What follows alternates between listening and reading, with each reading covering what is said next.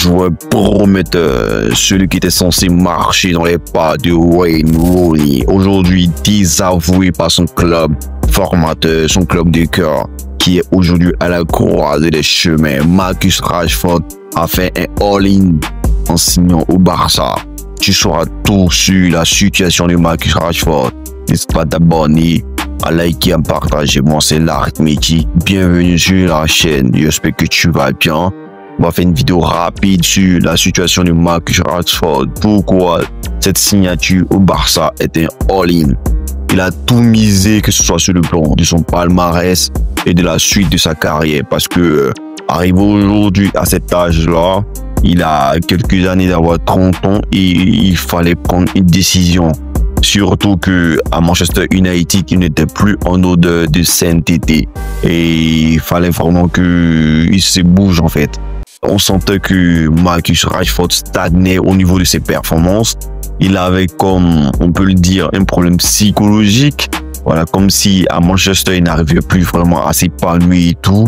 Surtout qu'avec les révélations dans cette interview choc de Cristiano Ronaldo disant que Manchester United était un club qui n'avait pas évolué, qui était resté dans les mêmes standards de 2008, que même les cuisiniers qu'il adorait n'avaient pas été changés, et que ce soit sur le plan du matériel technique, les entraînements, les infrastructures et tout, c'était datant 2008 en fait. Et c'est qui est vraiment dramatique et révélateur de la santé de ce club-là.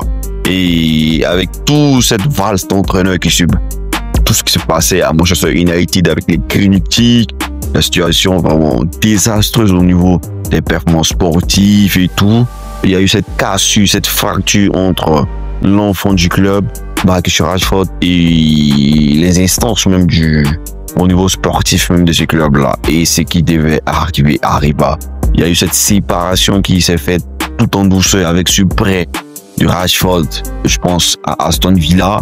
Un prêt qui a été plutôt concluant aujourd'hui, ce qui lui a permis de pouvoir postuler à un poste au Barça, ce Barça dans ses flics.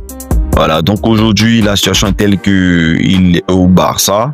Il n'a pas encore été, comment dire, enregistré.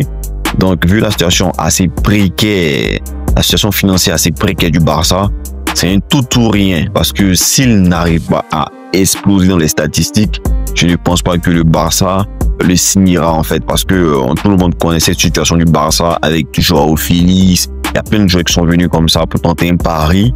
Et le Barça aujourd'hui n'est plus dans la situation de pouvoir signer des joueurs s'il n'apporte pas réellement une plus-value. Donc Marcus Rashford est dans ce état de fait là.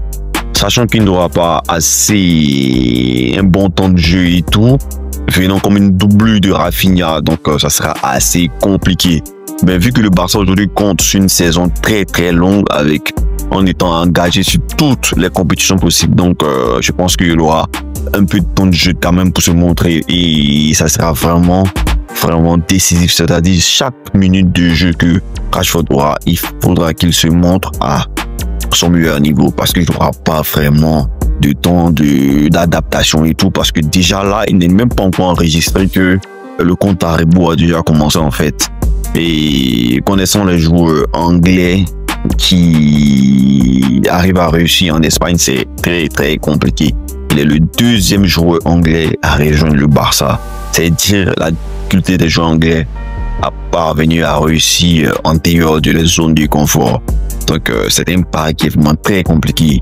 Nous sommes probablement à 11 mois de la signature de Marcus Rashford, peut-être en Saudi Pro League, en MLS ou peut-être à Galatasaray, je ne sais pas, parce que c'est très compliqué. C'est un tout ou rien en fait. Donc honnêtement, Marcus Rashford est un joueur que j'aime énormément pour son abnégation, sa personnalité. C'est un joueur qui apporte beaucoup de bien à toutes les personnes qui l'entourent. Il fait beaucoup d'œuvres caritatives à Manchester, qui apporte vraiment beaucoup à sa ville et tout. C'est une bonne personne et il n'a jamais été dans des, comment on dit ça, des attitudes bidons tels que Grealish et tout ça. Il a toujours été focus sur le football, mais tu sais, parfois lorsque tu n'es pas bien mentalement, psychologiquement, ou des clubs tels que Manchester qui sont gérés par un team des requins, qui ne pensent pas à la santé et le bonheur des joueurs qui pensent uniquement aux finances, qui ne mettent pas les joueurs dans de bonnes conditions pour pouvoir s'exprimer, dévoiler leur talent. Et ça devient compliqué. Voilà, donc ils ont besoin de faire beaucoup plus d'efforts qu'ils ne devraient. Je pense qu'au Barça, ça sera beaucoup plus simple pour lui puisque le jeu est déjà, comment ça, la mayonnaise a déjà prise. Donc c'est à lui ses performances individuelles. Je ne crains pas pour le Barça, mais je crains plus pour ses prestations en fait. Parce que s'il n'est pas à la hauteur, rapidement il sera mis sur le banc, écarté du groupe et il risque de finir en Turquie en fait. Donc honnêtement, c'est un tout ou rien. Et terminer déjà la saison avec le Barça sera vraiment un exploit, je pense, parce que au Barça, la rivalité, la qualité des joueurs est tellement forte que t'as pas le temps, en fait. T'as pas le temps de pouvoir t'imposer. On voit Ansu Fati qui n'arrive plus à rejoindre la course parce qu'elle a été beaucoup dépassée, en fait, par le niveau actuel de l'effectif. Même si Ansu Fati a eu cette blessure et tout, mais c'est pas un mauvais joueur. Aujourd'hui, il n'y a plus le temps pour que tu puisses rattraper ton temps de retard.